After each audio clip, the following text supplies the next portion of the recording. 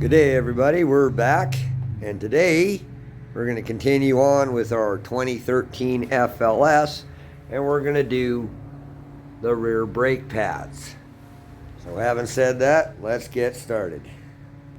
Now the first thing we have to do to get the caliper off is loosen these guys right here. There's one there and there's one right there. I don't know if you can see that. Right there where my finger is. They're on an older bike, they're an Allen key. On these, they're a Torx. Now there's a couple ways we can get at those, and one is to take the tailpipes off, and we're going to try to avoid that if we can. And another is, if you look down here, there's these holes here and here on the exhaust system mount, and these you can put a 1/4 inch extension through there, and as you can see, when it's got the weight of the bike on it, it lines up with the lower one first, and then when you jack up the bike, this other one lines up with the upper one, and as you pick the bike up, the wheel will drop and line up with this hole. That's the second way you can do it. Now, the route I'm going here is we're going to take, this is my zero clearance ratchet with the Torx bit in it. If you look, oh now, just get that in there. Oh, it is a tight spot, let me tell you. Just get that in there. Oh, there we go. Just like that. And we can break it loose that way. Now, hopefully, there's enough room for the bolts to come out far enough. And I will jack the bike up. We'll lift it up, and hopefully they'll clear the exhaust system so we can get the caliper off that way and save us a lot of grief. Now, if you have to, sometimes you do on a lot of bikes, you have to take these off to get at those. We're going to try and work around that just to save some time. Don't forget to pet the cat. Right? Funky? Don't forget to pet the cat. You're so cute. Now we've broken them loose. Once again with our T handles, you can see that right there. We're just going to spin that out right to that hole I was just showing you. It really works pretty good. Okay, break the second one loose. So you can get that out of there now. There we go, just like that. Now we're going to jack the bike up a bit and line it up with that second hole right there.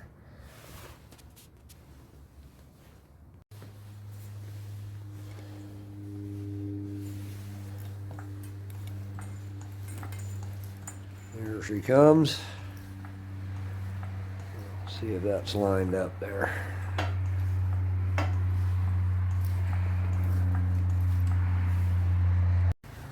Just finger tight now. Our hands in there. Oh.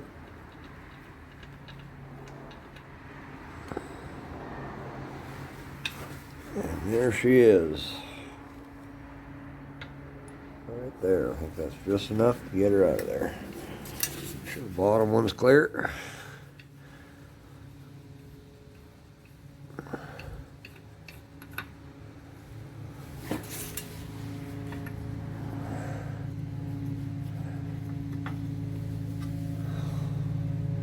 There we go, right there.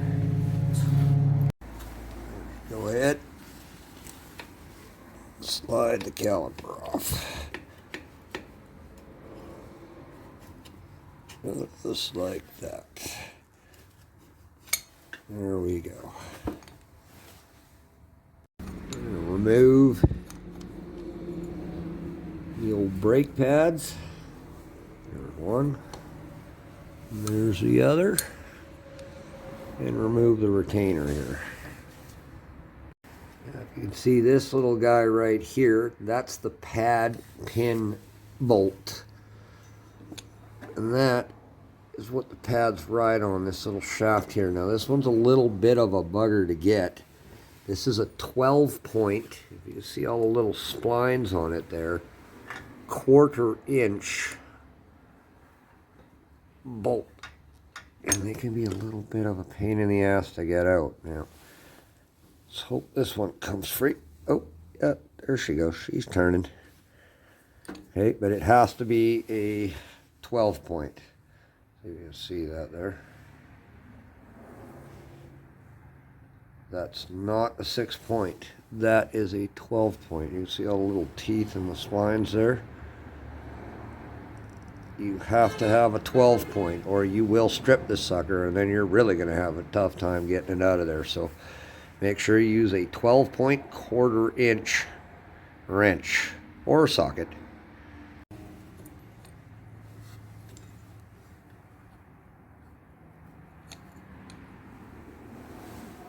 And there she is. That's her right there. And we said that, and now our brake shads should come right out. And boy, oh boy, if those aren't shot, eh?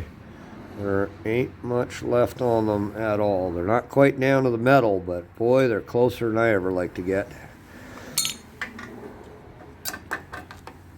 As you can see there. Any more, we would have started damaging the disc, and it seems pretty okay. There's a little bit of grooves in it, and you can resurface them, but we're not going to. So there we go. Let's put the new ones in.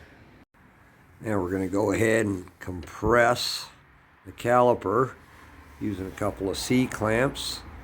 We put a block of wood here just to protect the outer case of the caliper so we don't scratch it or anything like that. And we're just going to push pistons in slowly, very slowly and evenly, just a little bit, just like that. And we'll slowly compress the pistons and the caliper so we can get the new pads on and get it back on the disc. So let's do that, shall we? And try to keep them even. This is a dual piston on the rear and on front on these newer ones too. The older ones are just a single piston, so you just need one clamp. You don't need two. There's only one piston. These have two. So try to do them evenly as you bring them in. You just look inside there. You can see where they're at. You can see both are evenly compressed. And you want to keep it that way. So let's finish this off, shall we? Let's go ahead and take a look at our brand new brake pads here. These are our new ones. Now they have these wrapped in paper, and you don't really want to put your greasy mitts right on the surface if you can help it. Kind of try to handle them by the metal tabs as much as possible. And we've got brake clean here and you know, stuff like that, and that helps. But if at all possible, especially if your fingers are dirty or oily, don't touch the actual surface of the pad. It's not good for it. Okay, let's put those suckers in. Now, one more thing I forgot to film when we did the Evo there, and I'm going to make sure I get it this time. This is your brake pad retaining pin that we just took out with our 1/4 inch 12 point. And what you want to do is these go through this tab, and the pads float like back and forth on this pin. And what you want to do is put just a little bit of this pin lube or anti-seize on this shaft. It just helps them so they don't bind. They usually don't anyway, but ounce of prevention. You should put this stuff on the shaft of this pin just to help them release, and you know, so they don't get a funny angle on them and they just move evenly back and forth when the brakes are applied or released. So we're going to do that right now.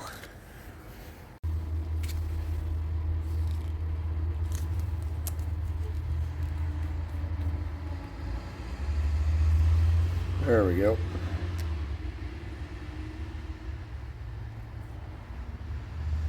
You don't need a lot. Just move it around a bit. In fact, you don't want a lot. Just coat it, and we'll just wipe the excess off. You put it on the end, it'll just keep it from seizing and stuff. It won't hurt anything. It's made for this. You want to wear gloves if you want to. That's fine. There we go. Just like that. It doesn't have to be goofed on there. In fact, you should barely see it. Just like that. Oh, a little extra there. And there you go. That's it. Not much to it, but you should still do it, and it is kind of important, so I'm showing it this time. Okay, we removed our clamps.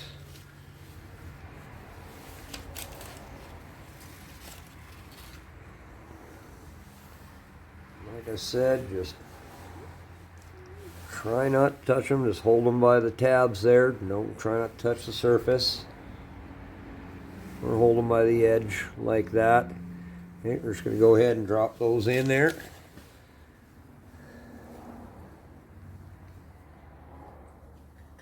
There's the front one.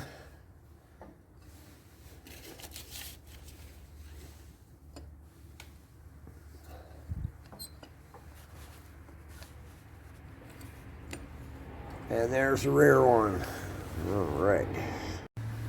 Go ahead and reinstall a brake pad retaining pin. Just like that. Now I've just got these rags in here just so it doesn't rattle around. Remember, this is the quicker, easier way to do this. So we're not going to take off the back tire and the fender and the exhaust system because you don't really have to. Go nuts on this pin. Just go bottom it out and just snug it up real good. Now those front eyelets there on these pads, well, that's where the brake pad retaining pin goes through. And those tabs you saw sticking out the back, they slide into the armature that holds the housing for the caliper. And you'll feel them when you slide it down, they'll kind of lock in there. And that's what keeps them from swinging around like front to back when they're on the bike. There's nothing holding the other end on the caliper itself. It's in this arm here that the caliper attaches to. So you'll feel them when you slide it on the brake disc. When you kind of slide down, if the bolts don't line up, then you're not in the slots yet. So you got to kind of look out for that. It really, you can't get it on unless you do it. So you don't have to worry about that. You can't get the bolts through because they won't line up. So let's go ahead and put them back in now. Like I've said before, clean as you go. These are in really good shape. They're not marred up or anything. So while you're in there, you know, give your caliper, give the swing arm a little wipe. It's hard to get in these places with all that stuff in the way. It's a good time to kind of clean it while you're in there. We're going to put a little bit of pen lube on this bigger guy too.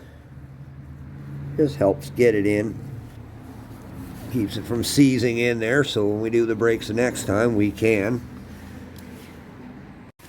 Once again, using our trick, going through those holes. Just kind of snuggie them up. And now we'll tighten them with our zero clearance ratchet. Just tighten them up pretty good. Don't over tighten them. You want to be able to get them off again when you do them the next time.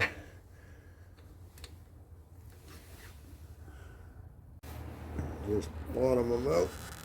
There we go. Good push. With this little wrench, you're not going to strip them out or anything. You can't get too much leverage on them, and that's kind of a good thing. That's as tight as you want them. And there we go. We're all done. There's our brand new brake pads. You see, boy, there's a lot more meat on those. Well, that's it for the rear brake on 2013 FLS. Next, moving right along, we're going to locate and fix this oil leak and change the oil, change transmission, change primary fluid. But we're going to put that in another video. So thanks for watching, everybody. I hope this helped somebody. Have a good night.